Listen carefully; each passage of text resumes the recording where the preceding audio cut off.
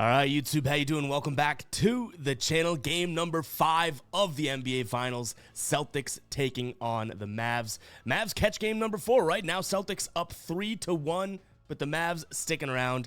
In this video, we're going to dive into this game. I'm going to give you my lean on the spread. I'll give you my lean on the total. We got a couple player props coming your way as well. And then I have a same game parlay at the end of the video. If that parlay hits, I'm going to be giving away $50 to someone in the comments. Details to come on that. Just stay tuned towards the end of the video. But yeah, guys, I was a little shocked to see the Celtics play the way they did. Now, I know in last video, which we can recap now, I might as well rip off the Band-Aid here, because it was a rough game number 4 for your boy, which it's weird because I know people are like, hey, don't laugh when you lose or don't smile.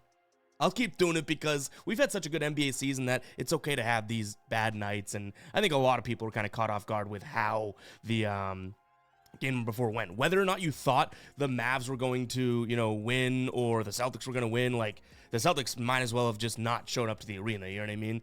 So it was kind of a weird game 4, but you know what? Credit to the Mavs for back against the wall, sort of getting it done and blowing them out. Our only cash was Kyrie Irving, under 32.5 PRA. He finished at 31. We could probably thank the blowout for that, but it was a plus 116 cash. So that is kind of nice, but hoping to do a little bit better, or I should say a hell of a lot better here in game number 5. But overall, guys, like, yeah, that game number 4, I don't know what it is because I'm a massive Celtics fan. I tell you guys that right off the rip every time because I know people are going to come in being like, you're biased, you're biased, you're biased. There's obviously a little bit of bias in there.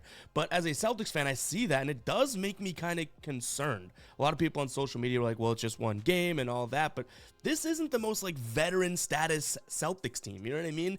One game, I'm just hoping it doesn't snowball. So I'm a little shaken in my boots. But in terms of a spread pick, I am going to stay true to who I think has played the better basketball for the majority of this series so far, and I think it's the Celtics. So they're at home here. Obviously, that's a massive advantage too. They have the potential to close out the series at home. The spread 6.5 probably keeps it out of my final plays, to be completely honest, but I don't mind that spot. I can't really get to the Mavs side of things. Like, it almost is like the Mavs did throw the kitchen sink, at the Celtics in game number 4. It worked. I'd be kind of surprised if the Celtics come out flat again and stay flat throughout the entire game. So spread pick here. Whether or not you think I'm being biased, I'm just going with the team that I think has actually played the better basketball for the majority of the time through these 4 games. Give me the Celtics minus the 6.5 points. Now the total sitting at 209. Why do I keep doing this to myself?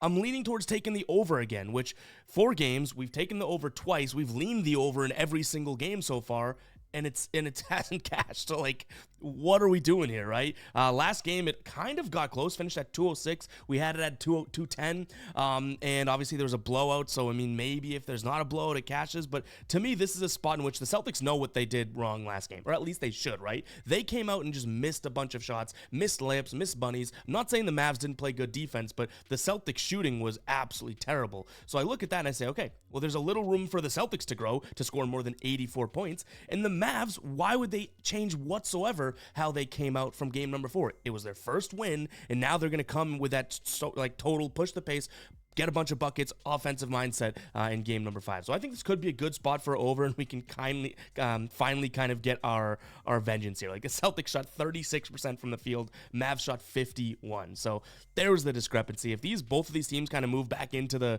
say, high 40s, right? Maybe 46, 47, 48, I think we have an over here. But again, I'll sound the psycho alert alarm because I've liked the over in damn near every single game, and it hasn't been cashing. So take it for what it's worth. You can always, go ahead and fade me if you do want to. If you want to be a guppy, you can hate on me, you can fade me, do all that stuff, guys.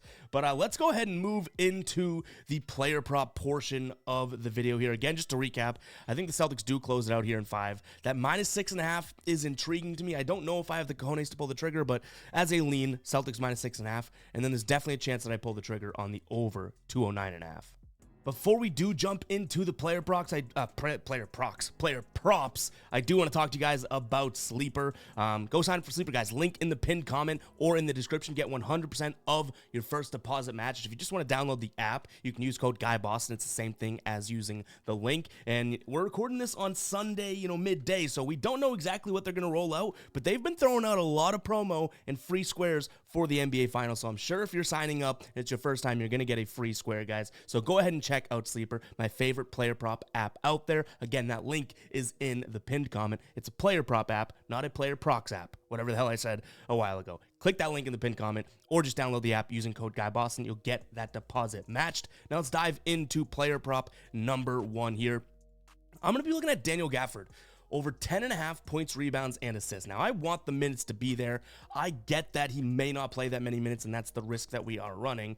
But he put up some good. He was definitely valuable in that game number 4. He brought a little bit of intensity. But what I like here is he's hit this in 8 of his last 10 games. Against the Celtics, he's hit in 3 of 4, which is good. 3 of the 4, in this series, right? But what I like to see here is his away games in his last 10. He's hit it in 9 straight away games. He's coming back to Boston now. I think this could be a good spot for him to go out there and, hopefully get the start and get at least, I would say, get rid of this, get at least, minutes-wise, get at least 20-ish minutes because, when he plays, let's say, make it even more fair, right? He only played 10 last game, but obviously with Kleba coming back and their injuries sort of not being as prevalent anymore, like his minutes are up in the air, but say he plays, let's go even more conservative, right? On the season here, when he plays 15 minutes, he's hit this in 88% of games. So does he match up well against the Celtics?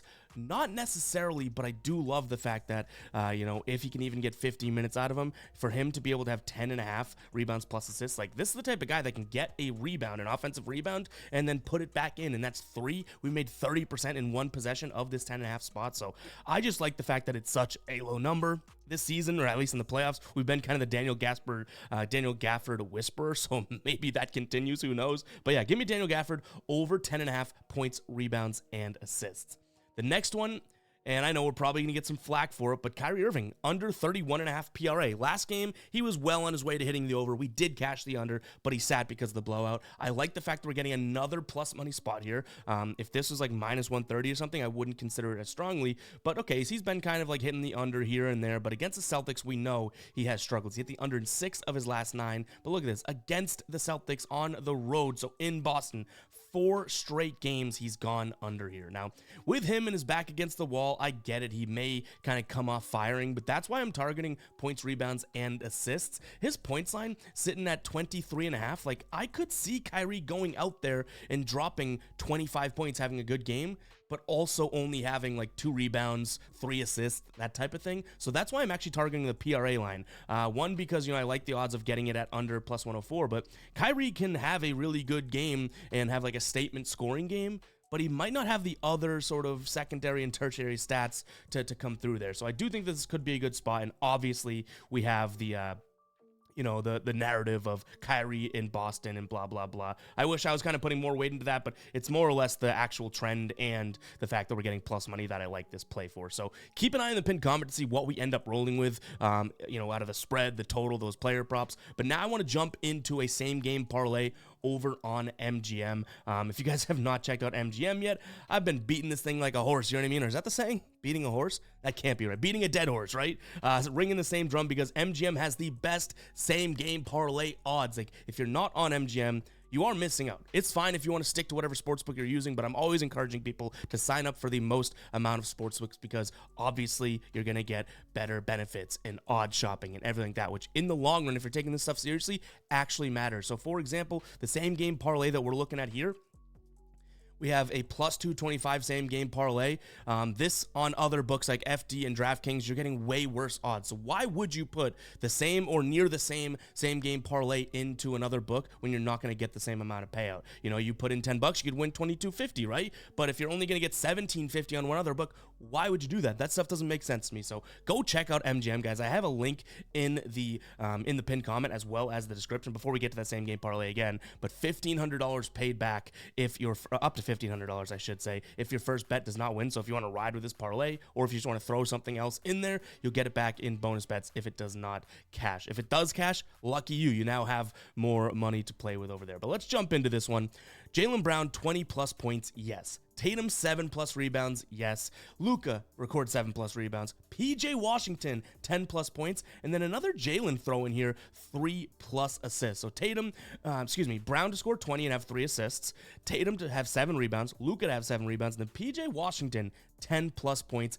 If this parlay hits, so if it cashes all 5 legs, I'm going to be giving away $50 to someone in the comments. All you have to do is comment game 5, GAME, spacebar, number 5, spelling bee champ over here. Comment game 5 to enter, guys. And again, it has to hit. We had a spammer or some, whatever in the comments of last video kind of going through and telling everybody, hey, congrats, you won. Like, do this, do that. Like, if my comment doesn't come from @GuyBostonSports, it's not me. It's someone else trying to spam and scam. So, guys, make sure to check that out. And again, this parlay has to hit. We're giving away the winnings. We're not just doing the giveaway, regardless. It's got to hit. So, nonetheless, guys, that wraps it up for me. Again, 2 player props that I'm liking. I like the same game parlay a lot. And then I think I'm leaning towards the over more than anything out of the, the side or the total. So keep an eye on the pinned comment, guys. Again, guys, that's what I always say.